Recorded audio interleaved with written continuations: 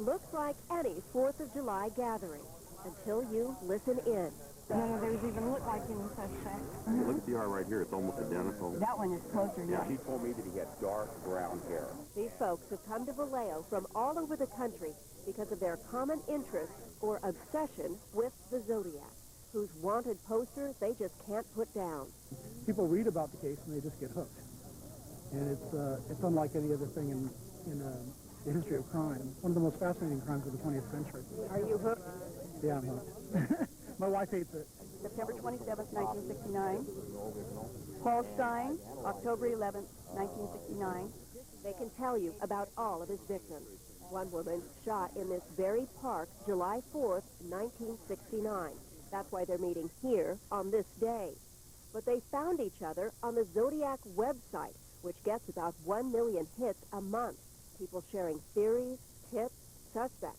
Tom Voigt of Portland launched the site 5 years ago. This is not by any means glorifying it. This is not a fan club. These are people who are trying to find the guy. They're trying to use the information superhighway to come up with that missing piece. Over the years, the unsolved Zodiac killings have faded in and out of the limelight as new books are published and suspects suggested. The most enduring name, Arthur Lee Allen of Vallejo. His house was searched. He was interrogated but never charged. And before he died, he told ABC 7 News police were wrong to zero in on him. I'm not the Zodiac killer. I know that. I know that deep in my soul. We may never know who he was. A killer so cunning and bold, he outsmarted police and boasted of it. My suspect is nobody that anybody knows. But these Zodiac buffs are determined if he's still alive, they'll be the ones who help catch him. It's too good a mystery to pass up. In Vallejo, Deborah Villalone, ABC 7 News.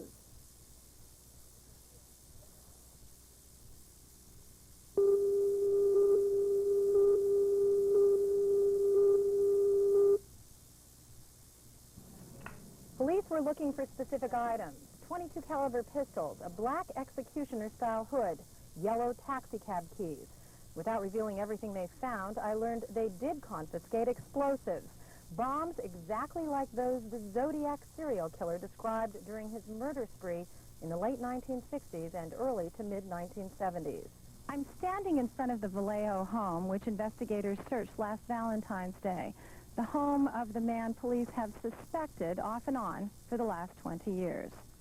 That man, 52-year-old Arthur Allen, talked last week about the most recent search of his home. They took a lot of my tapes. They took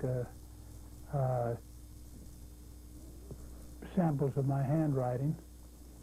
They screwed up a lot of my stuff here too, but that wasn't, they didn't take that.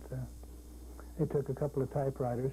But what was excised from the unsealed warrant at the request of police is the name of a new informant, reportedly a man currently in jail on other charges, a man believed to have information that could, investigators say, finally allow them to charge Arthur Allen as the Zodiac. I know who the guy was. I'd never said a word to him. I didn't like the punk. And I said, well, this guy must be on the hot seat for something. Oh, no, he just phoned down and had volunteered this information. Well, I found out the next day from a different police officer that, yeah, he sure had. He was trying to plea bargain because he was facing 30-year rap on multiple armed robberies. The Zodiac is believed to be responsible for at least 6 murders, although in letters to police and a San Francisco newspaper, and that is when Arthur Allen went to prison on a child molestation charge.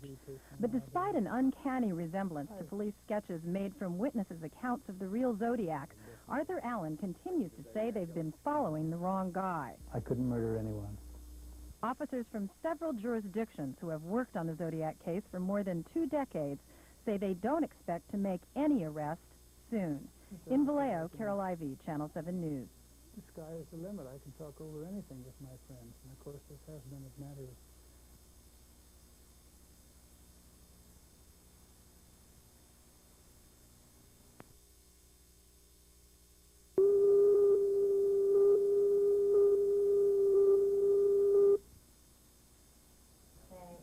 According to the affidavit unsealed by a judge late this afternoon, an armed robbery suspect arrested in San Jose last December told police there that Arthur Allen, now 52 years old, is the infamous Zodiac. That information led Vallejo police to obtain a warrant and search Allen's home last Valentine's Day. They were looking for specific Zodiac-related items. The identification, for instance, of cab driver, who was one of the victims. What they found were explosives, just like those the serial killer bragged about in letters to police and a newspaper 20 years ago. And during an interview here last Friday night with Channel 7 News, Arthur Allen claimed that he is being persecuted by Vallejo police. It's difficult as hell, and it can be, it can be terribly depressing. And if I deserved any of it, that would be something different, but I don't. But Allen has been a prime Zodiac suspect since at least 1971, suspected in the 6 murders connected to the astrology-oriented killer, a killer who claimed as many as 37 victims. Allen, who served 4 years in prison for child molestation, 4 years when the Zodiac was not heard from, is not averse to talking about the police's ceaseless pursuit. There are 2 types of liars in the world, fishermen and policemen, and not necessarily in that order. And their function is lying to you is to trip you up. They can't do it to me because I have nothing to trip over. Years ago, one handwriting analyst said Allen's penmanship does not match the Zodiac letters. But Allen, police say, is ambidextrous. Another police analyst said he could have, in the right mental state, successfully altered the samples he provided. In Vallejo, Carol Ivey, Channel 7 News. And he came down here visiting me for a couple of days one time.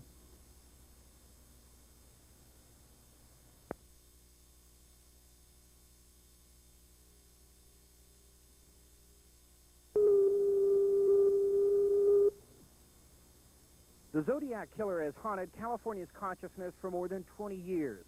A mass murderer making his mark in the 60s by killing, then sending letters taunting police. Thousands of people have been interviewed, and the Zodiacs bounced in and out of the news. And through it all, there's been one constant: Arthur Allen. I'm not the Zodiac killer. I know that. I know that deep in my soul. But Allen says the cops don't believe him. Allen says he's been a prime suspect off and on for 20 years, and now it's on again. Last February, the Vallejo police searching his home, he says. And now, he says, he's about had it. I've never been known for good luck, and I guess this is pretty much living proof of it. Now, Allen's no angel. He admits that.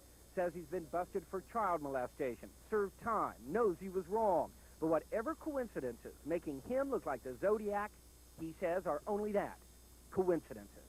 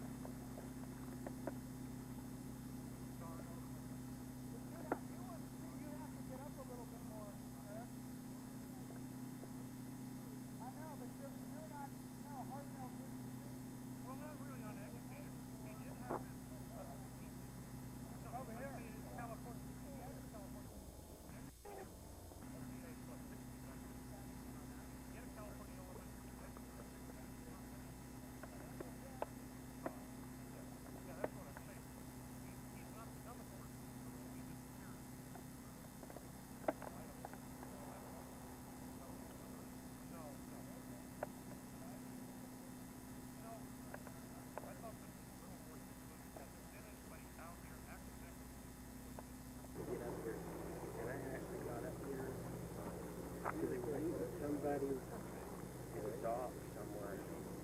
Very well.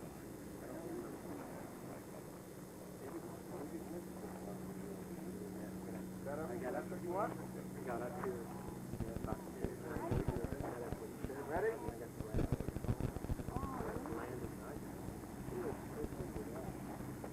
Good job,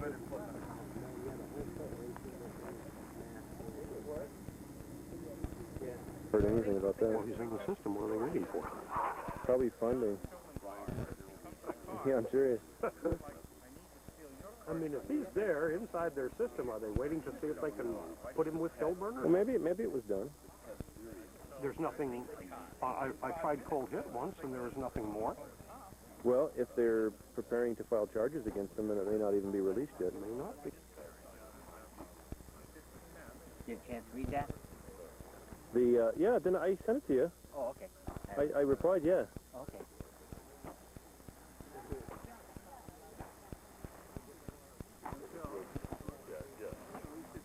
Well, I'm more.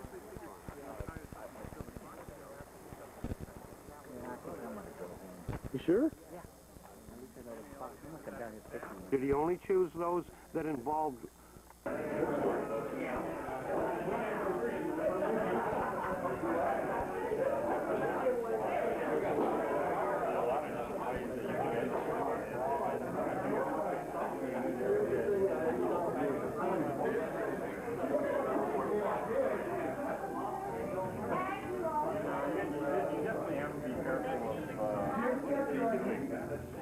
Hey, everybody, say hi to Scott Bullock. He can't be here. Hi, Scott. Hi, Scott.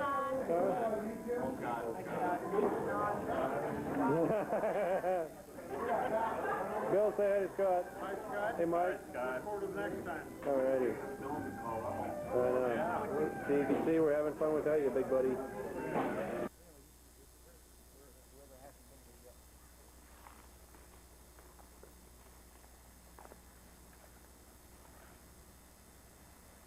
Well, they took the yellow off. Yeah, it looks like a couple of them have, Had daffodils with them. yeah. Well, still, after all this time, I'm amazed they're still here. Exposed to the elements for, what, 15 months now? Who put him there? Cut off? No, they probably broke off. That's pretty hard to cut through that wire. This was pulled out totally. The wire was completely pulled out. The yellow one had that. No leaves on it this time, or did you brush them off this time? They just plus there's some blue crap. Oh, God.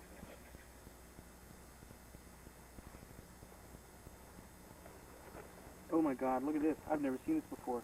Tom, you're going to get a kick out of this. Oh, Kilgore. Oh, gosh. Oh, gosh. Two of them. One right to There's the another left one over also. there. There's no Kenny there. No, not yet. No, not yet.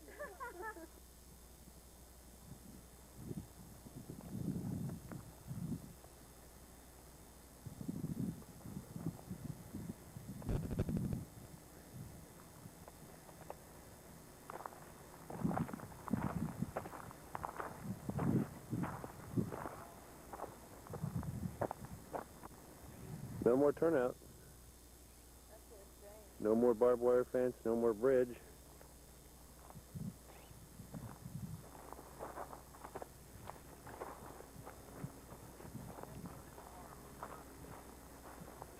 See anything, Ed?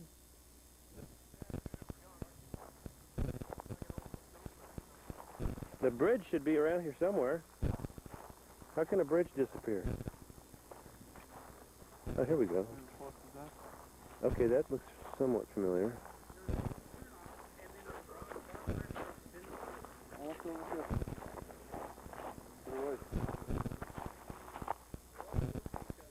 Something over there on the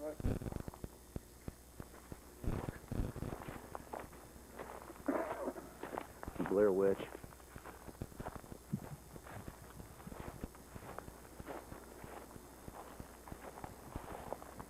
A camper shell or something.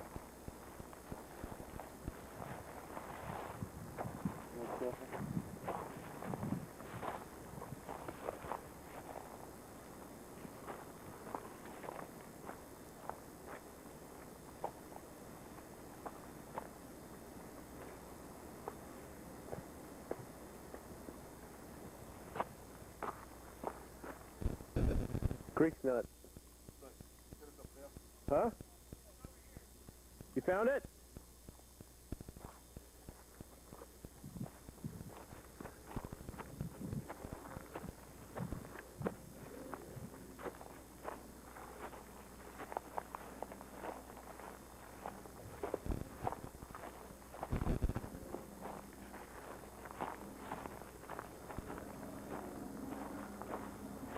Oh, I'm not gonna. Oh, here, right here. Hey, Sean's got a shortcut.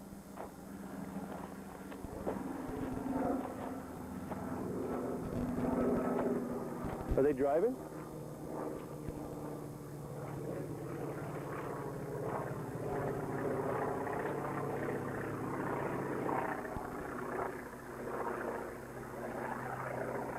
Hope it's not the sheriff.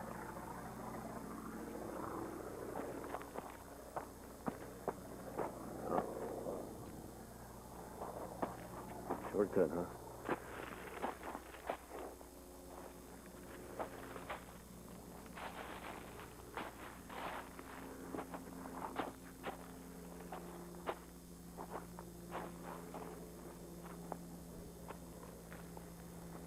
Where'd they go?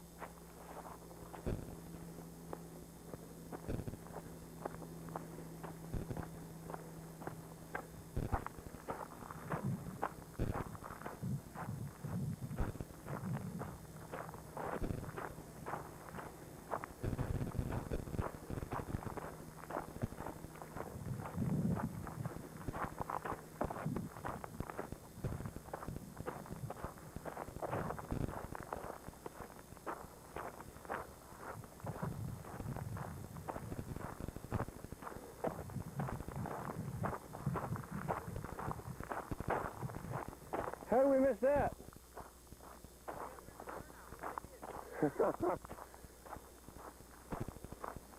Newman. Oh boy.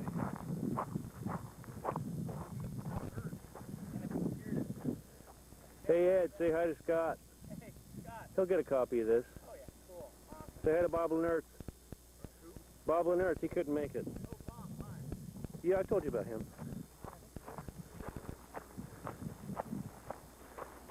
Hey, say hi to all the message boardies. I'm sure I'll make this available for a reasonable price. There you go. Oh, God, I remember this. Yeah. Hey, I bet my business card's around here somewhere. Here. Here, Ed. Here's one right here, I think. Oh, you found... Is that it? Oh, yeah, that's a...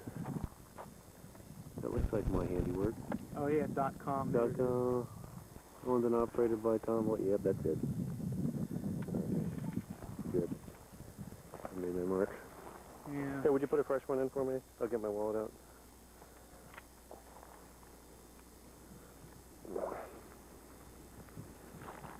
Can you grab one? Thanks. Or here, there's one on this side. Whatever's easier. We need to keep the forces of nature balanced. Here, put another one on the other side, would you? All right. One on each side. I think that'll be fairly safe. Yeah, that's okay. That's not going to go anywhere. This is the bridge of the damned. Every time we cross this, I swear it's going to be the last. There's some broken glass here, so whoever gets it better be careful. Yeah, stuff it in there. Okay, look at this friggin' bridge. The boards, they used to have a sign that said, remember the sign that it said danger and all that? Yeah, we're coming. I'm just getting a shot of the... We're not going to go to the shack, are we? Well, we'll just drive it and walk out here a little bit. I'll try to get through here without killing myself. Are you coming, Ed?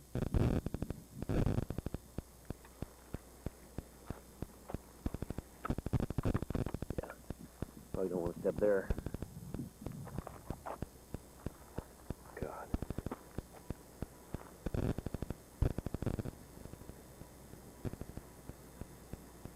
Ed, this isn't the time for your chocolate fetish.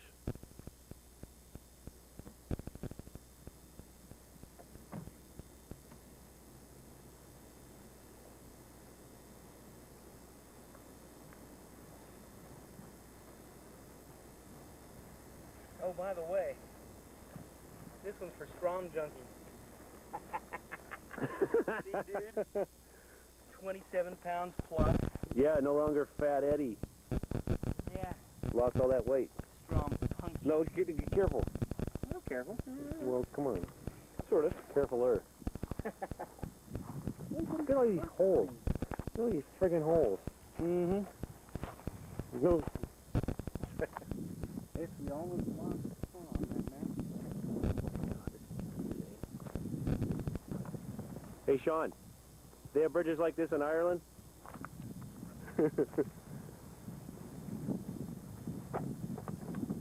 This is a nasty bridge. People used to drive this. Apparently.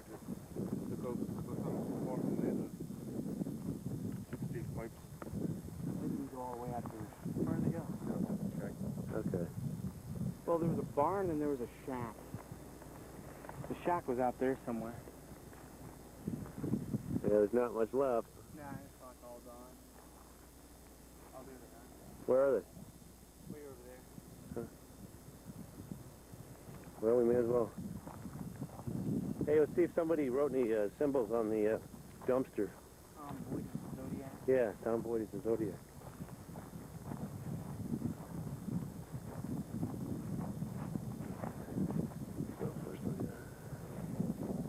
That looks like one of those things you can put like motorcycles and bikes and stuff in.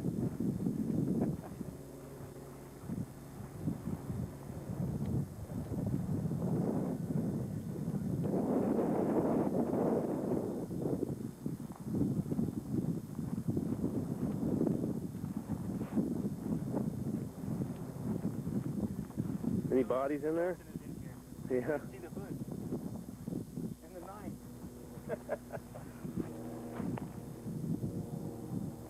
If this was an apartment in San Francisco, it would be like $1,500 a month.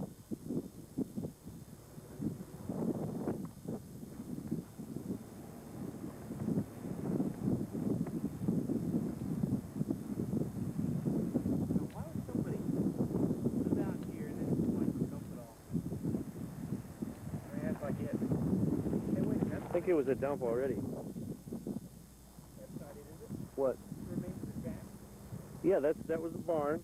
That's the barn, yeah. And then the house was, I think, over toward those trees. Yeah, because we went out to the shack. We had to go through the barn to get there. Yeah. We didn't find it. Watch out for cows. That's what it says over there. Oh, that's right. There was a picture of Homer Simpson, too, wasn't there? Yeah. On the inside, before the old... Get...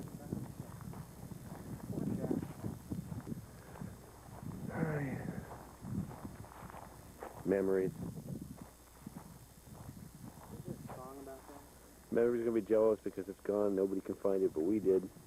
We were there, remember? Oh, yeah. In the house. I remember.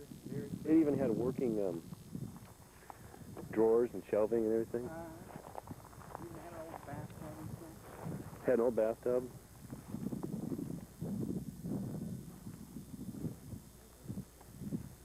Hey, look, there it is.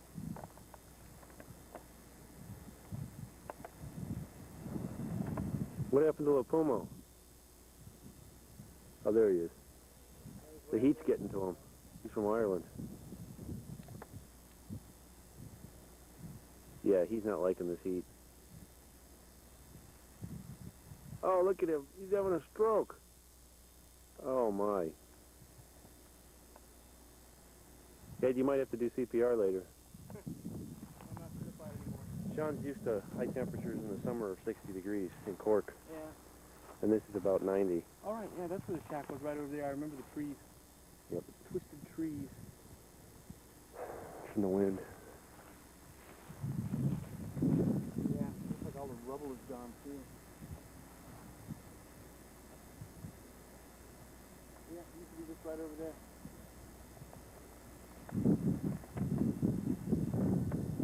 Say hi, Scott. Say hi to the visitors to ZodiacKiller.com and the message board. Come on, be personable. There you go.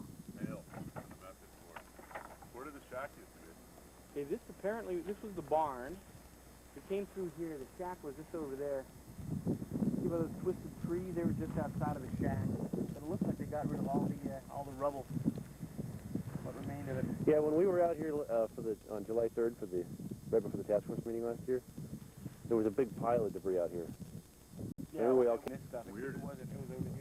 Yeah. With a windmill or something, that tower. Weird. Last time we were here, there were dead animals, remember? Was it last time we were here? Or the time before? Dead animals. There were, yeah. I guess maybe I came out here alone that time. Almost when you were here in 98 then. Say hi, Sandy. What did you see at the shack? And it's covered with graffiti and there's a lot of beer bottles and cigarette butts. Was the rumor that he hung out there? Yep. Half of the movies we haven't hit out here. Now it's a place for the locals to come and drink and beat pot. Well, the rumor was, yeah, that after he killed Betty Lou and David, he escaped down Sky Valley Road and hid out in the Zodiac shack. Makes a nice myth, a nice legend, but it didn't happen. Well, we found, there were cross circles inside the... Probably someone still living there at the time. I don't know. That thing looked like it had been abandoned for... Yeah, it was. So where was it? Over Did you see that other shack over there? Yep. Yeah, never been over to that one. No, this used to be the barn here.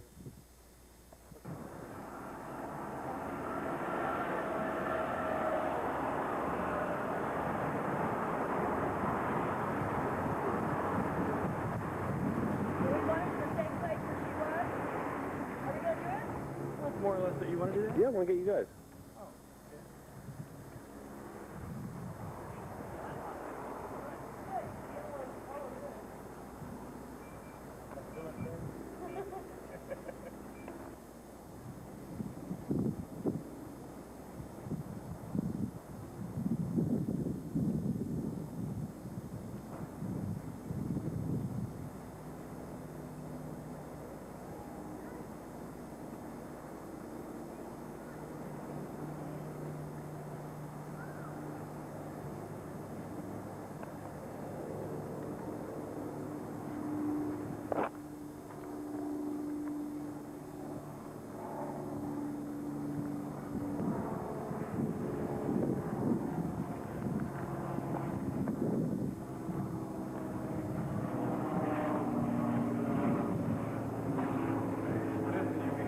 Huh?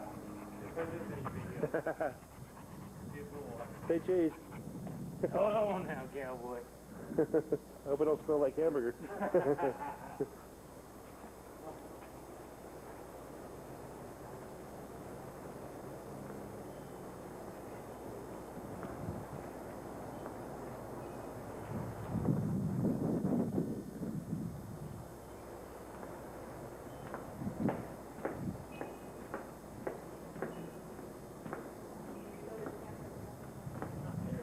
Boy. I don't think this school's going to be around much longer. There's a nice cross circle. Yeah, it's been torn down or what? It's going to be. Whatever it was. No, this place Another is... cross circle. There's another cross circle. Another cross circle. They're all over the Look, I didn't have this many cross circles in my grade school.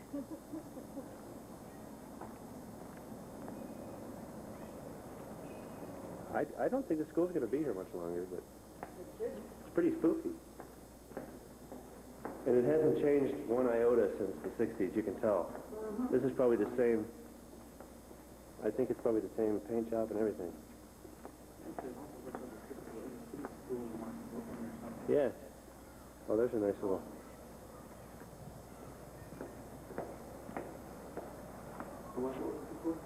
Oh, I'll show you. Handwriting you might find familiar. Ah, more cross circles.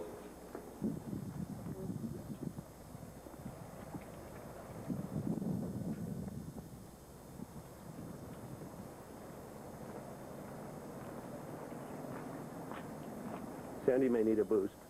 Oh, really?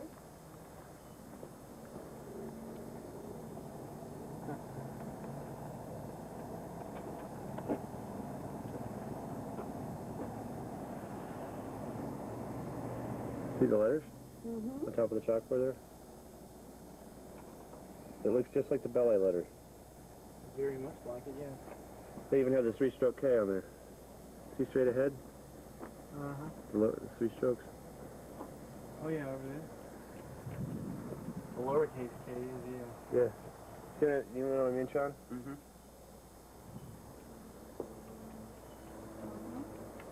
That's exactly what the school kids are taught. Exactly how to draw it that way.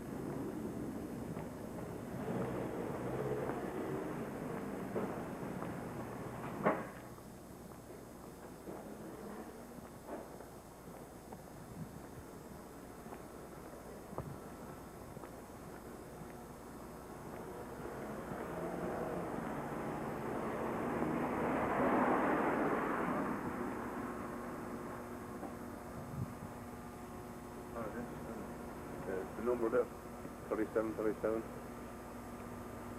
Me, 37.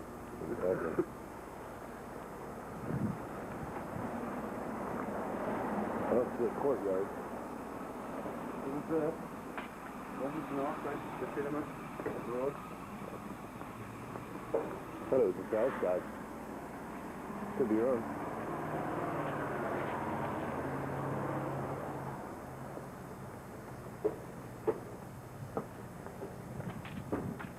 Yeah. We can go up the other side, see if there's a courtyard there. I don't think so, though.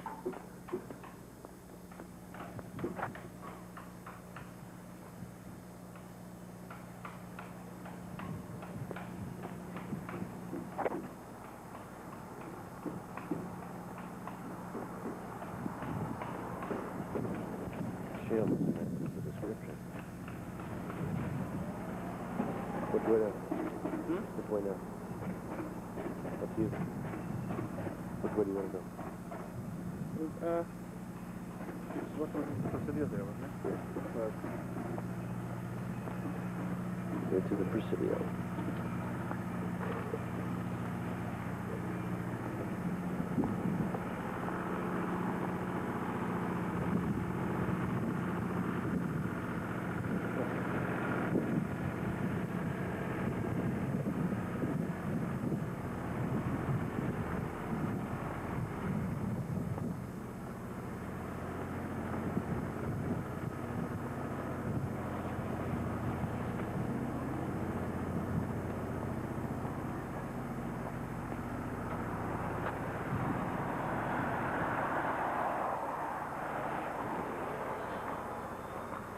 You want to jump down and escape across the Julius Kahn playground?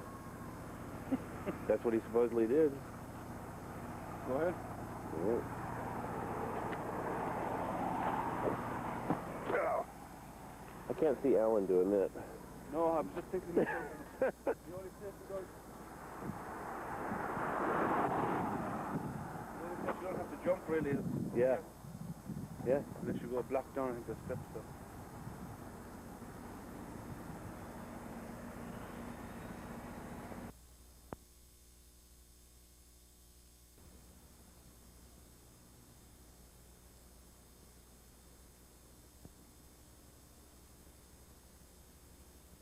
And so the hunt for the Zodiac killer seems to have finally telescoped into a partial DNA profile, pulled off an envelope the killer appears to have licked more than 30 years ago.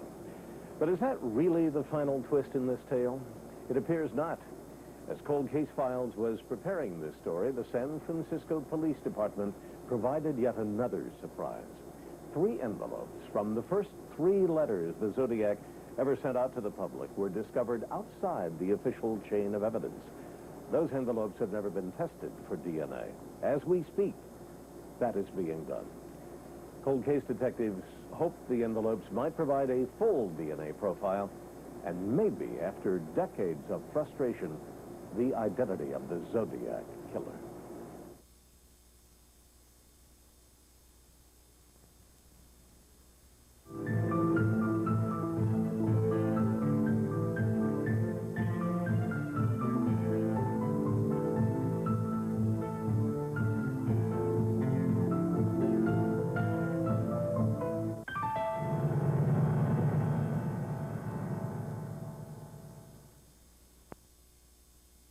Terrorizing a city, taunting police. Sound familiar? It's happened before. This is the Zodiac speaking.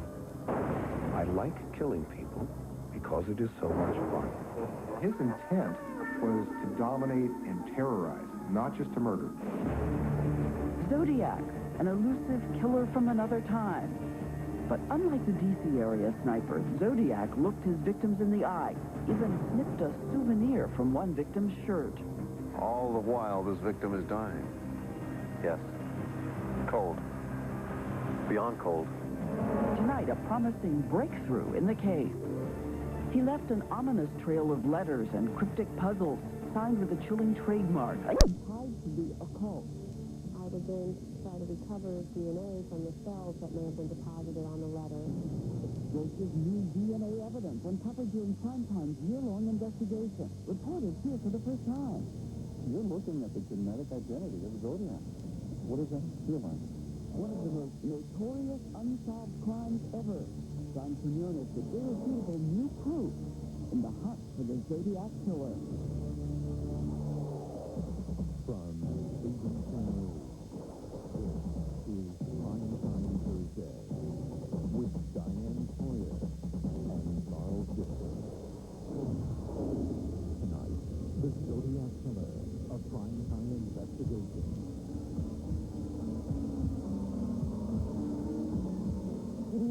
welcome Kelly Gibson's away tonight. Glad to have John Quinones with us. Good to be here, Diane, and welcome to another edition of Primetime Thursday. Well, tonight we bring you a major investigation that at first may sound familiar. A whole region terrified. Random killings. A man who leaves a calling card tied to the occult. But no, this is not the Washington, D.C. area sniper. It's one of the most famous unsolved cases in American crime, and John's here to tell us about it. Dan, he called himself Zodiac, and he left behind a trail of bodies and taunting letters.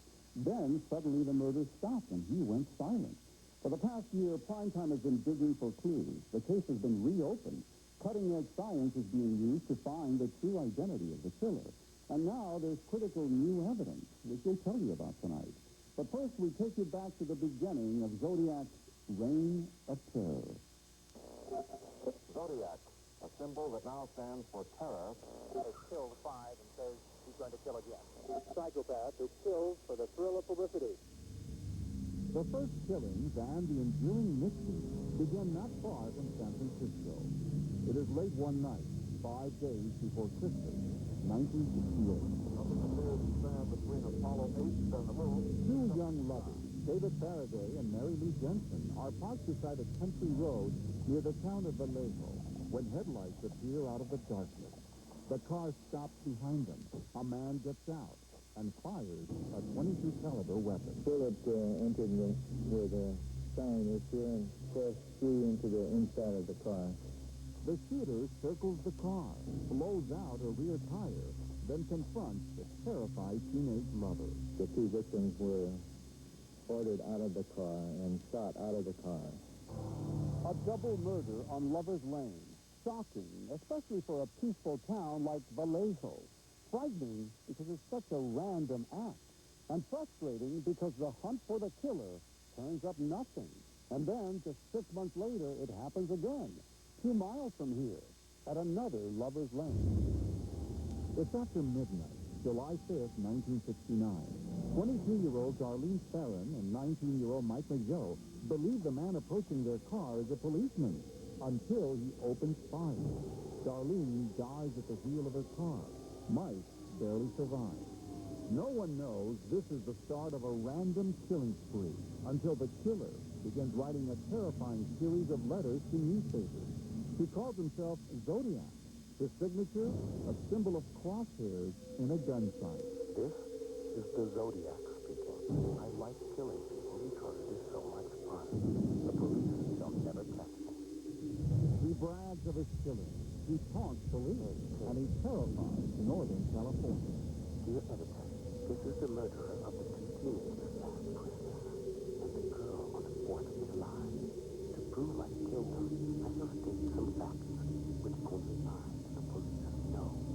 He reveals the exact number of shots fired, the precise positions of the bodies. Even the brands of ammunition used in the attack are listed in the letters. First of all, they're scary, Phil.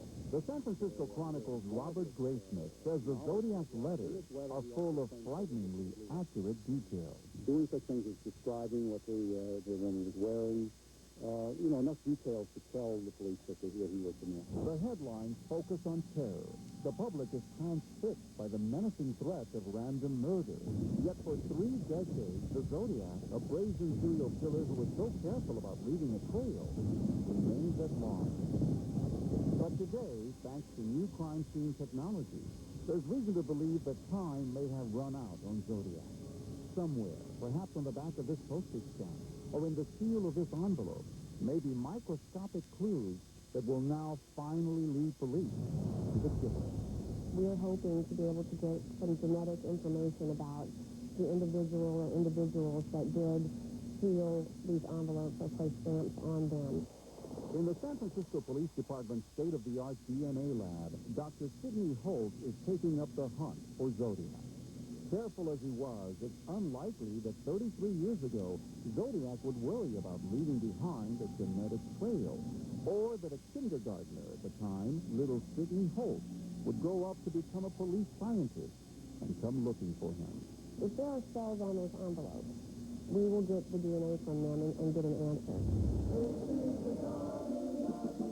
It's the late 60s, the age of Aquarius. When Zodiac appears, San Francisco is the center of a new era of peace, and love. Jim Dunbar, a radio and TV personality at the time. This was a wonderful place to be. And suddenly it stopped. This guy stopped it. Stopped it with the murders of those teenage lovers near the town of Vallejo and with his haunting letters.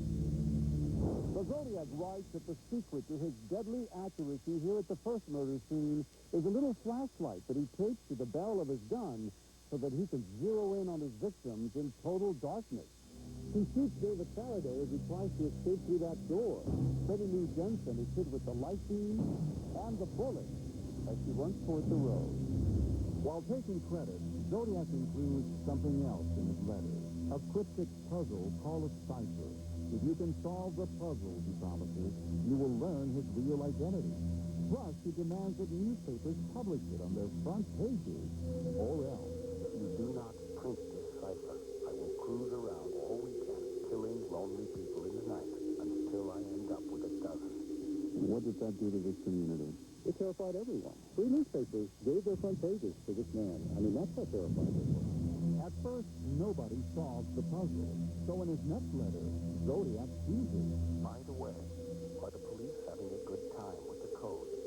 If not, tell them to cheer up. When they do crack it, they will have me. By today's standards, Zodiac was quite a media genius. Mike Kelleher is a leading expert on criminal behavior, an authority on the psychology of extreme violence, including serial killers. In fact, Kelleher recently wrote the first comprehensive psychological profile of Zodiac. In it, he analyzes each of the Zodiac letters and constructs a portrait of a constantly evolving serial killer. I think the kind of mind it takes is both brilliant and exceptionally sick, evil, sociopathic. So he's simple in the fact that Zodiac's manipulation of the media was nothing short of brilliant. When the cipher is finally decoded, it sends another chill through the Bay Area. Zodiac's message? He's killing for sport. I like killing people because it is so much fun. It is more fun than killing wild game in the forest, because man is the most dangerous animal of all. But Zodiac is also a liar. He does not reveal his identity. I will not give you my name, because it will try to slow down or stop my collecting of slaves. Over the next 2 years, Zodiac writes more than a dozen letters and cards to newspapers. He claims an increasing body count. He includes more cryptic ciphers. This one comes with a greeting card. This is the Zodiac speaking. I thought you would need a good laugh before you hear the bad news. P.S. Could you print this new cipher on your front page? It's a mystery that seems to have a lot of people's curiosity piqued, and I get asked about it with some frequency. After all, the identity of Zodiac is one of the most enduring, unsolved mysteries. And that's why Dr. Sidney Holt is now on the case. He begins with the remaining envelopes Zodiac mailed. More than half disappeared over the decades. First, he removes the stamps and flags. I would then try to recover DNA from the cells that may have been deposited on the letter when someone had licked it. He uses a centrifuge to separate the cells from the sticky adhesive. The science is so sound and reproducible that if the material is on the envelope, we will detect it. He uses the newest DNA detection technique called polymerase chain reaction, PCR for short. To produce a genetic profile, it needs just 50 human cells. We can start with a very, very small amount of material, like you would have on the Zodiac letters, and actually make more copies of the DNA, like a little Xerox machine, and amplify the areas of the DNA that are different between different individuals. This is what she's looking for, a pattern of spikes that indicates the presence of DNA. But results from 2 of the first 3 envelopes are negative. I can't detect any DNA. The test produces only flat lines. Disappointing. Certainly not the end. Not the end, because there's still work to do on that 3rd envelope, the one Zodiac used for his menacing greeting card. Back when he mailed it in the summer of 1969, Zodiac probably wasn't worried about getting caught with future science. According to Mike Kelleher's profile, back then Zodiac was moving too fast. He evolved very quickly for a serial killer and in very dangerous ways. In fact, Zodiac was now nearing the peak of his bloody frenzy. He was ready to do murder and mayhem. He was ready to do it in daylight. He didn't care who saw him do it. Which is apparently why he comes to this tiny sliver of land. For Zodiac, this would become center stage for something even more strange and macabre. His first performance in full costume. Zodiac sets out to prove he can kill anytime, anywhere.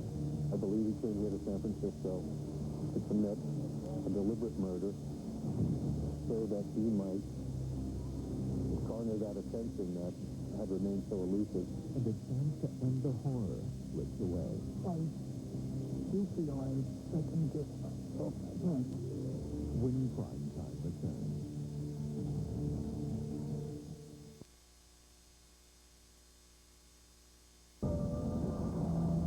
By the summer of 1969, the Zodiac killer had murdered 3 young people and mortally wounded another in 2 separate attacks on couples parked in Lover's Lane. As we pick up our primetime investigation, Zodiac is poised to kill again. But this time, he's looking for a way to get even more attention.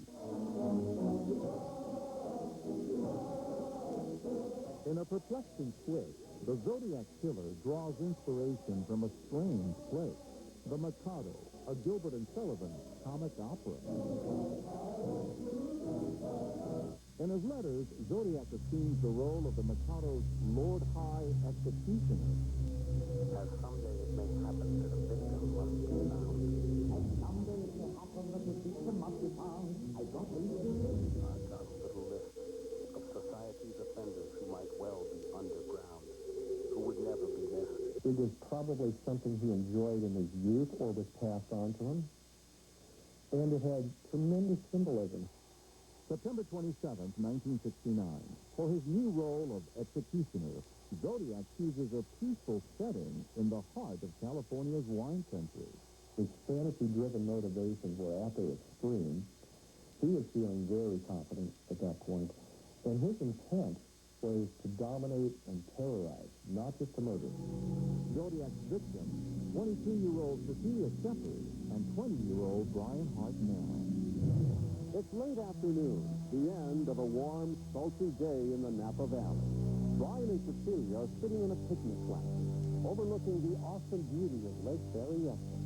The setting is serene, tranquil, romantic, perfect for a young couple in love. But then suddenly Cecilia notices they're not alone. Just steps away, she spots the figure behind a tree. Tranquility is about to turn to terror.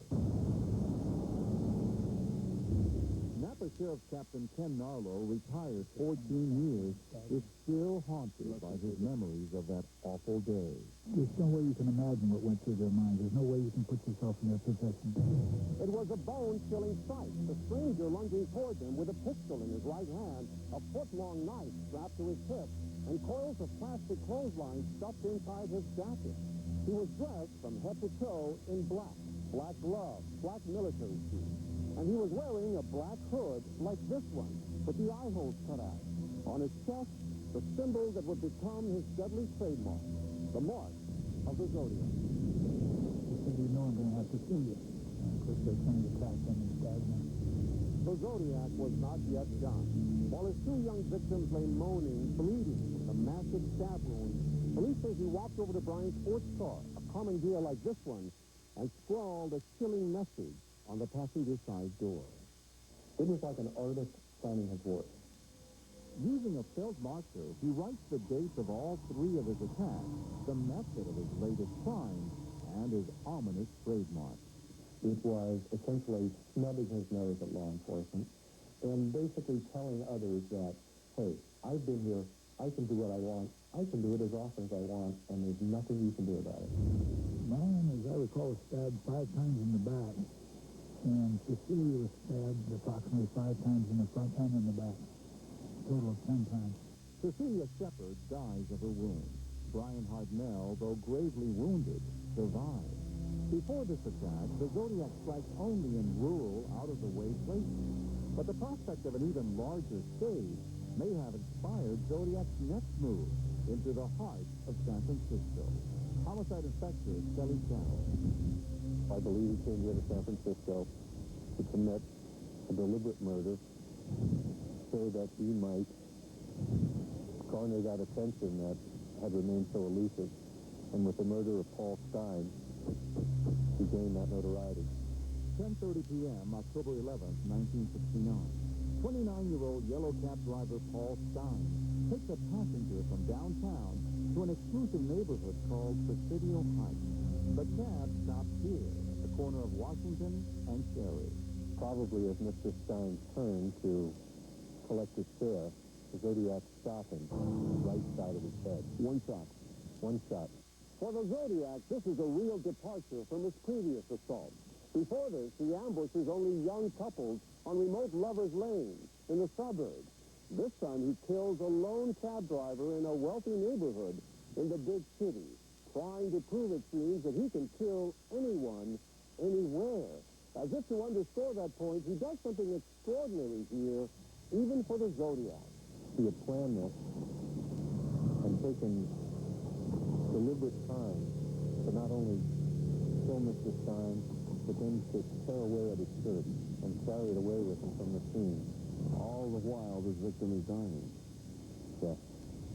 Cold. Beyond cold. Beyond cold. Inspector Carroll inherited Paul Stein's murder as a cold case 2 years ago, but he still feels a chill as he examines the cab driver's bloody shirt. Well, as you can see, the shirt is bloodstained. And what appears happened is that the backside, what would be the tail of this shirt, has been cut out. Incredibly, the Zodiac lingers here at the murder scene for quite a while, collecting his trophies, the cab driver's wallet, his ID. He then calmly walks up Cherry Street. Little does he know that just around the corner, a police squad car is approaching. What did you see when you came down this road? My headlights went on to an individual who was walking in the shadow of the trees at the time. It may be the closest Zodiac ever comes to getting caught. Officer Don Fouts has just heard a description of the killer over his radio, but the suspect is mistakenly described as African-American. When the headlights hit, I took a look at him. He was a white male, and continued on. Moments later, Fouts' radio corrects the description, but by then, the suspect has disappeared. At this point, police are investigating a routine murder and possibly a robbery by an unknown assailant. They have no idea this is a Zodiac killer. But 3 days later, another letter. This is the Zodiac speaking. I am the murderer of the taxi driver. To prove this, here is a blood-stained piece of his shirt. The first one was received October 14th, 1969. It was sent to the San Francisco Chronicle. Over the next several weeks, Zodiac sends 2 more swatches of the bloody shirt along with letters taunting the police for failing to catch him. And he confirms that he was spotted that night by Officer Fouts. I do feel I second-guessed myself that night. But you should have stopped him. Could have stopped and talked to him. But we didn't. Hey, Pig, doesn't it rile you up to have your nose rubbed in your boo-boos? I can only imagine the frustration on the part of the detectives at the time. It would be almost unbearable in terms of not only the professional but personal challenge that's laid out to catch this man. The police shall never catch me because I am too clever for them. He didn't say catch me if you can. He said you can't.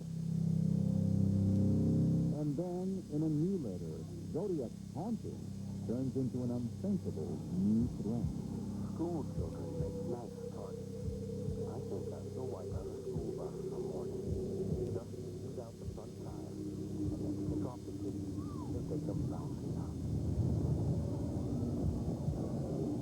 The San Francisco Bay Area goes on high alert. Hundreds of mothers are driving their children to school now rather than trust the bus. Suddenly, everyone in town wants this thing solved, and they want it solved yesterday. The killer leaves clues, but it will take police decades to decipher them. Stunning scientific evidence when Prime Time returns.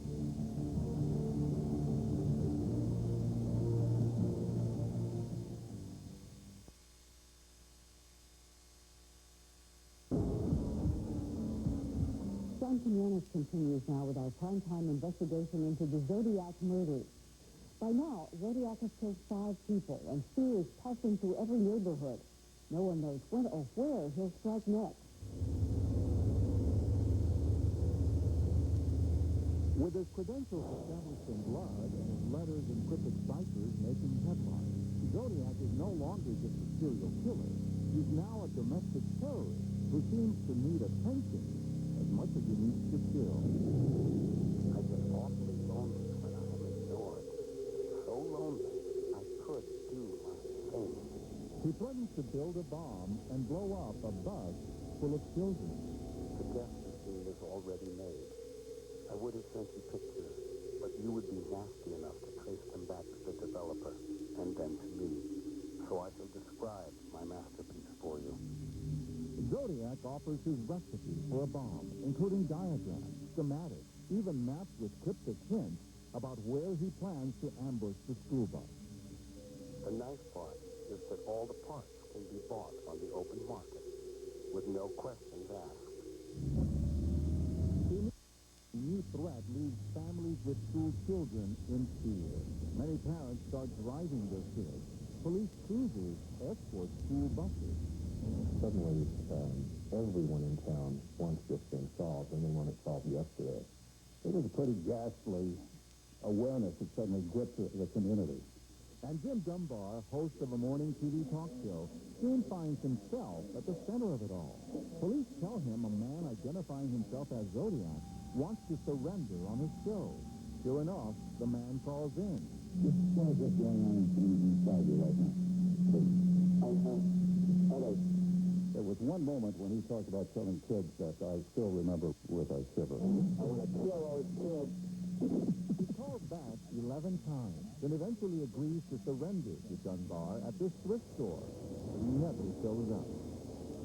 So the cops were taking his phone call seriously. Yeah, they were satisfied that this could be the guy. Maps, diagrams, and threats aside, Zodiac never does attack a school bus.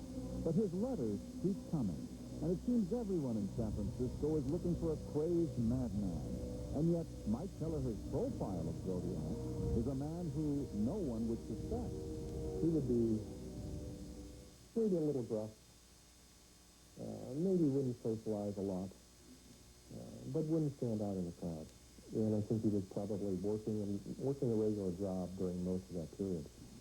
But back in 1969, profiling a serial killer is still a thing of the distant future. In fact, police at the time are stymied. A composite sketch of the killer, released shortly after the cab driver murder, describes Zodiac as 35 to 45 years old, of stocky build, and wearing thick-rimmed glasses.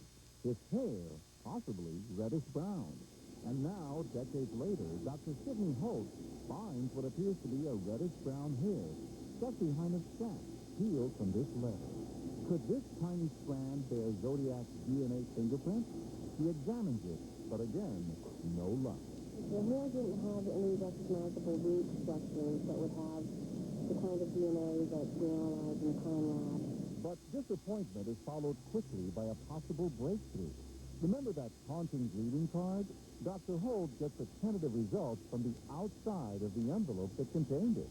I can tell you that there's an indication that there may be DNA from one of the stamps. You could well be on the trail of the Zodiac. No, the prospect of being able to contribute to the story is exciting. Then, out of the blue, more good news for Dr. Holt. Our primetime investigation of the case leads to a major discovery. 3 more Zodiac envelopes in mint condition. They quietly arrive at the lab after our inquiries with a retired police source. He had kept them in his personal file. Now, you have a lot more to work with. It's got to be exciting. Well, the potential is exciting. The potential is higher now that we have several more stamps. Exciting because Homicide Inspector Kelly Carroll and his partner Mike Maloney can then compare it with DNA samples from anyone suggested as a possible suspect, something the original Zodiac investigators could only have dreamed of. Might have seemed like Buck Rogers science fiction to them, but if the Zodiac is solved, it'll be solved by the use of technology and science. More than 30 years later, nagging suspicions have can't be put to rest. I need to know if my father, the guy who held me when I was a baby, was a serial killer. He'll get his answer tonight on Prime Time. Stay with us.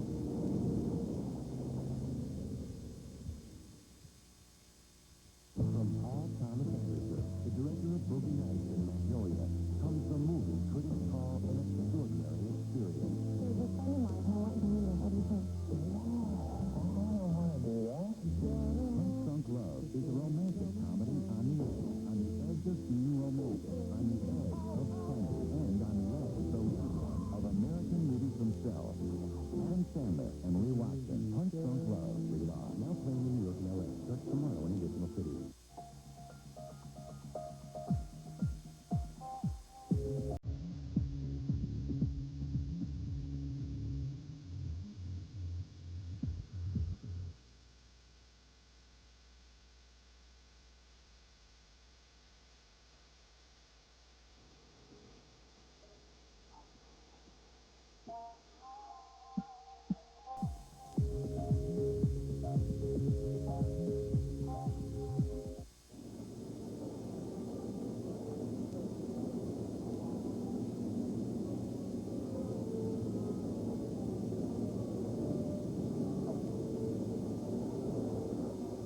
New Excedrin Quick Tabs melt in your mouth fast for headache relief.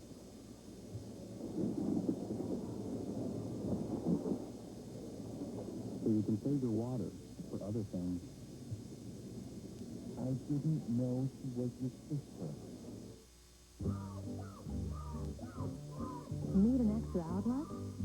Only Glade plug-in scented oil has an extra outlet built right in, so it won't block yours. Wizard doesn't have it.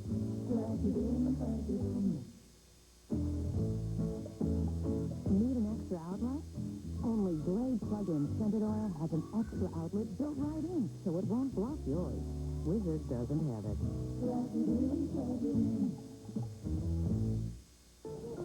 Mind if I sit down?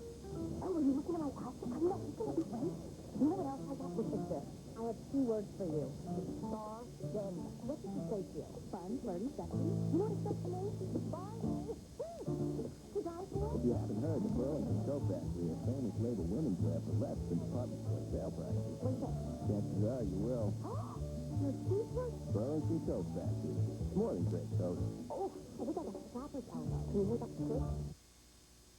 ABC Sunday. 2 families torn apart. First at 9/8 Central. This father has a terrible secret, and only her mother knows what it is. Now, how far will the father go to cover his tracks? A new alien. Then at 10/9 Central, when parents are accused of murdering their child, the drama that begins in the courtroom You're going to lecture me on rules? could lead to the end of a friendship. Tell me if I'm wrong. A new practice following a new alien. Hold your breath. Sunday starting at 9/8 Central on ABC. Every Tuesday night, ABC presents the Comedy Extravaganza, starring John Ritter. I just wanted to give Bridget a kiss goodbye. I know. Jim Belushi. The one and only Bonnie Hunt. Wildcard Joker. Woo, out of bed. And Sarah Rue. ABC's All-Star Tuesday Night Comedy Extravaganza. A night of comedy so big, you'll still be laughing in the morning.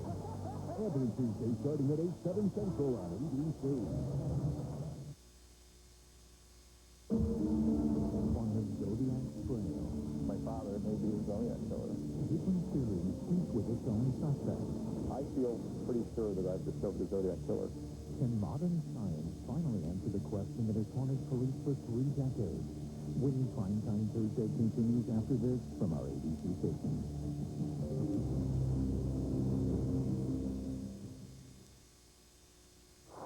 Disappointing news tonight in the sniper investigation. A witness could face charges for his story. Good evening, I'm Steve Dunn. Also tonight on K2 News. I also think that you to kill, what you did was wrong. Denise, for President Bush, back before a judge, but this time he doesn't go easy. Plus, coming up at 11, it's been exactly 1 week since the long storm and lockout ended, but things are far from normal. And charges filed against Eugene middle schoolers who attacked their classmate on a bus. Next.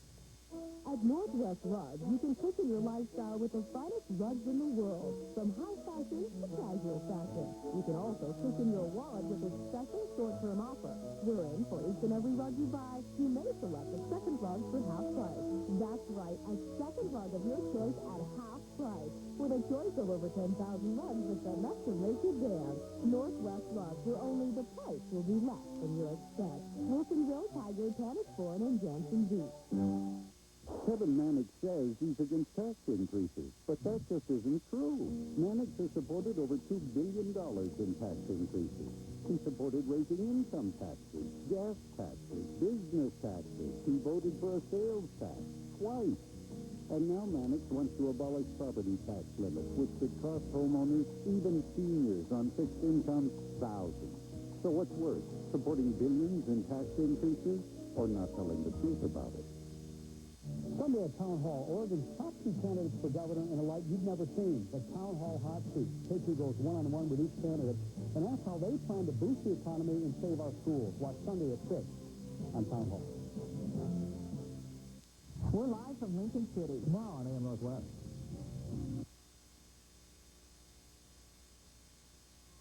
Zodiac Killer, a primetime investigation continues. Once again, Don Quinones. After 3 decades, the Zodiac's painstaking care to avoid detection may be over. DNA lab results may finally provide a genetic trail back to the killer. This is the Zodiac speaking. Like I have always said, I am crack-proof. If the blue meanies are ever going to catch me, they better get off their fat asses and do something. In a corner of the San Francisco Police Homicide Office, the Zodiac murder case occupies an entire file cabinet. Inside, records on scores, if not hundreds, of possible suspects, but not enough evidence to make an arrest. Zodiac has fooled investigators for 33 years now, and yet... We still get calls almost daily from people who believe they know who the Zodiac is. Websites and discussion groups abound, fueled by retired investigators, amateur sleuths, and armchair experts. This case is a lightning rod in many ways for people's fascination with the horrors of crime. Earlier this year, in fact, fans of the Zodiac mystery formed an amateur investigators task force. They gather near Vallejo, one of the murder scenes. Nobody here or anywhere has been chasing Zodiac longer than former newspaperman Robert Graysmith. There are a lot of strange theories and things, but it fits one man, and it fits one man only. His suspect is a former San Francisco Bay Area resident, a school teacher named Arthur Lee Allen. Graysmith has painstakingly compiled a mountain of circumstantial evidence over the years, including witnesses who place Allen at or near every Zodiac murder scene. Victim Darlene Farron's complaint of a stalker who, like Allen, called himself Lee. Allen's watch, brand name Zodiac, with a logo identical to the one used by the killer. And there are footprint impressions taken at the site of the Lake Berryessa shootings and traced to a rare military shoe. There were a limited number of them. Our suspect wears them. It's not just that. He's a size 10 and a half. The shoes that were pressed into the dry sand of Lake Berryessa, size 10 and a half. Allen doesn't resemble the composite sketch, but even that could be explained in a Zodiac letter. I look like the description passed out, only when I do my thing. The rest of the time, I look entirely different. And in this police report, 1 year before the Zodiac murders, Allen reportedly tells a friend that he plans to kill couples at Lover's Lane, attach a flashlight to his gun and shoot people in the dark, write letters to harass police, and that he plans to call himself Zodiac. To know about Zodiac before there was a Zodiac, to use the symbol, to wear that watch, and to be at the crime scene, and to know the victims, he would have to be Zodiac. also lacked any physical evidence. And 9 years ago, Arthur Lee Allen died without ever being named a suspect by police. However, if Dr. Sidney Holt can find enough genetic material from Zodiac stamps and letters, he can compare it to a wafer-thin slice of brain tissue from Arthur Lee Allen's autopsy. The brain tissue from Arthur Lee Allen is the reference sample that I would use for the comparison. Dr. Holt has already detected the possible presence of Zodiac's DNA in the seal of the envelope that contained the greeting card. And just in case that test fails to produce a full DNA profile, he also prepares to look for DNA beneath the stamps on 2 of the 3 letters. Depending on whether those DNAs match each other, might allow me to include or exclude Arthur Lee Allen as potentially contributing the DNA on the Zodiac letters. Mike Rodell, another passionate amateur investigator. He is certain that Arthur Lee Allen is not the Zodiac killer. Instead, Rodelli believes Zodiac is not only still alive, but that he's one of San Francisco's most wealthy and prominent citizens. He's a very high-powered businessman, and probably the last person you would ever expect to be a serial killer. From his home in New Jersey, Rodelli pursues his theory. Since Zodiac was a prolific letter writer, he reasons, maybe he wrote to newspapers before naming himself Zodiac. So Rodelli sifts through old letters to the editor and surprisingly finds a peculiar one in a California newspaper exactly 6 months after the first murder. It mentioned the specter of young people lying dead and wounded in the streets. And that had already happened at Lake Herman Road in December of '68. The letter writer signs using his real name. Rodelli tracks him down. As it turns out, at the time of the cab driver's murder, Rodelli's suspect lived within a couple of blocks of the crime scene. You know, if you have a suspect who's living in a house overlooking the crime scene or the search area, then this person can both view the search and also be totally immune from being captured because he's watching from the comfort of his own living room, basically. In his letters, Zodiac taunts police while admitting that he did remain near the murder scene, watching the police search from the safety of a hiding place. I enjoy needling the blue pigs. Hey, blue pig, the dogs never came within 2 blocks of me, and they were to the west. The motorcycles went by about 150 feet away. We asked Officer Don Fowles to take us back to the place where he spotted the man he later realized was Zodiac. He came down the north side of the street and turned and went up a flight of stairs into a courtyard. He brings us very close to the house then occupied by the man Mike Rodelli suspects. How do you feel to have brought us almost right to the doorstep of an individual that has been singled out? Well, I feel a little bit mixed about it, that this individual wasn't pointed out by somebody before now. I feel pretty sure that I've discovered the Zodiac killer. Am I certain? Can I ever be 100% certain? No. Well, maybe he can be. We call Rodelli's suspect at his office. He says it's, quote, insane to suspect that he is Zodiac, and he agrees to give us a sample of his DNA to compare. It sounds so strange, the idea that one of San Francisco's prominent citizens could also be the city's most notorious serial killer. But then, consider the story of this graduate journalism student in New York. My father felt Stephen Collins may be a Zodiac killer. William Collins first had that chilling thought when he picked up a book on the Zodiac killer a few years ago. And I popped it open, and the very first thing my eyes hit in that book was a postcard with that strange flower on it. I just got the truth, and I thought, oh my God, that's my dad. As Collins reads the book, he finds many more coincidences. His father looked like a composite sketch. He wore military-style shoes, size 10.5, just like Zodiac. He lived in San Francisco only during the time of the killing. Collins even finds his father's initials, CCC, on this card sent by Zodiac to Gold Police. But he keeps coming back to the handwriting and finds some very odd similarities.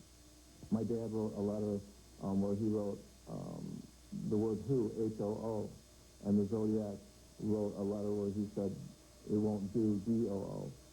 Very strange similarities like that. Charles Charles Clifton Collins died in 1993, but his son wants to know the truth about his suspicions. So he gives us an old letter sealed by his father and a sample of his own DNA for verification. Now he waits in dread while Dr. Sidney Holt at the San Francisco Police Lab tries to isolate Zodiac DNA. I need to know if Charles Clifton Collins, my father, the guy who held me when I was a baby, I need to know if he was a serial killer. I have to know. I have to know. I just have to know. The moment of truth, 3 decades in the making. The DNA test comes back from the lab. You get an adrenaline rush, knowing that part of this puzzle has been revealed to you. A major breakthrough in the hunt for the Zodiac when Prime Time returns.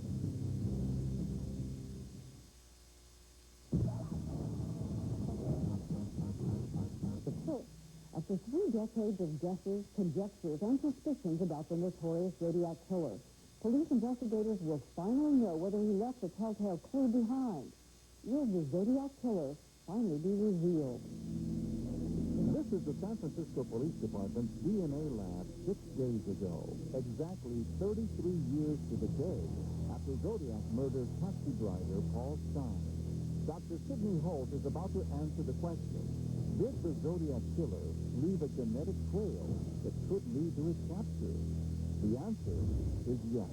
I found a partial DNA fingerprint from a male individual who at some time has had contact with the stamp. You're looking at the Zodiac killer's genetic identity. The peaks on this graph. It excites the senses. Homicide Inspector Kelly Carroll. You get an adrenaline rush, knowing that part of this puzzle has been revealed to you. What Dr. Holt finds is 4 out of a possible 9 DNA markers, plus an indicator of gender. XY means male. Not enough to positively identify anyone as Zodiac, but it's enough to narrow suspicions or perhaps even eliminate suspects.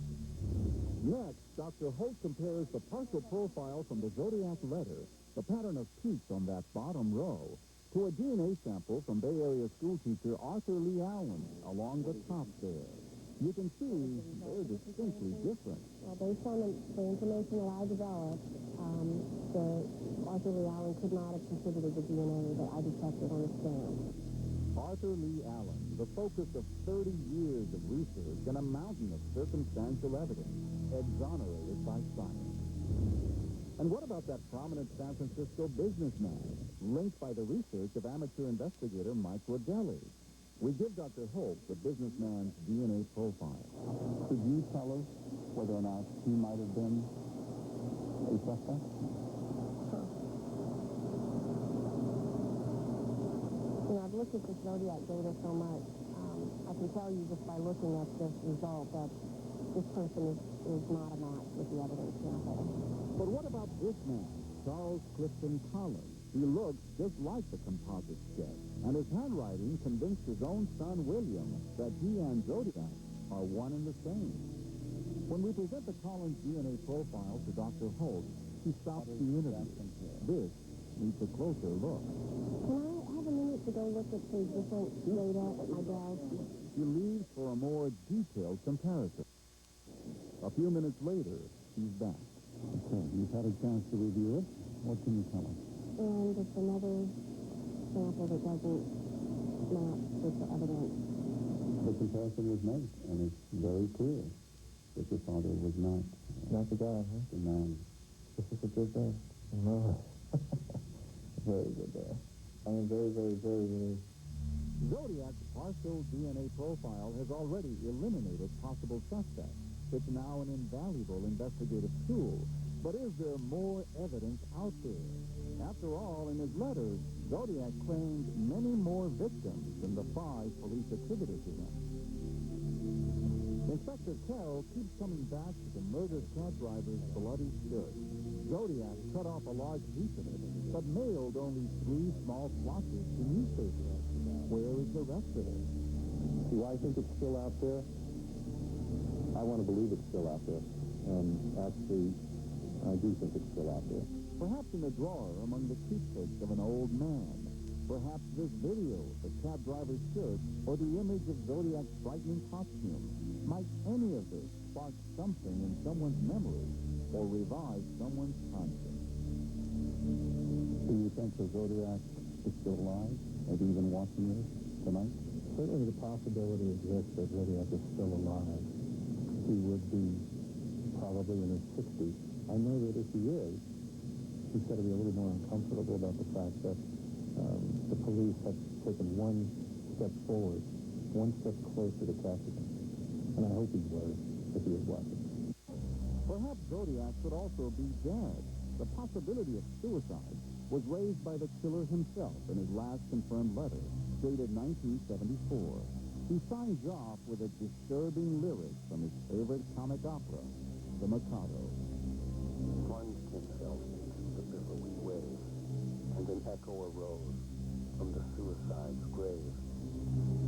Was he about to kill himself, or only his identity as Zodiac? The answer, for now at least, still remains a mystery. The San Francisco Police Department has set up a special email address for people to send leads and tips. You'll find that address and more on the Zodiac murders at abcnews.com. We'll be right back.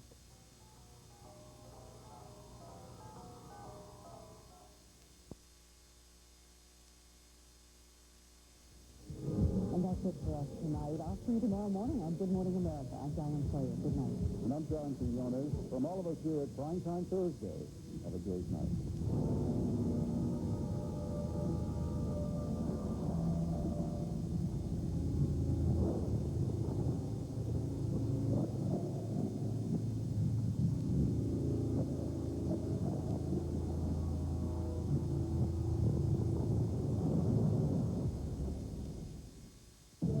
This has been a presentation of ABC News. More Americans get their news from ABC. Kennedy of Sacramento had been expected to be Reagan's choice, but White House sources said that President Kennedy was just too liberal for the job. The Bay Area is breathing a lot easier tonight. Authorities say a menacing letter received yesterday by a Vallejo newspaper was not sent.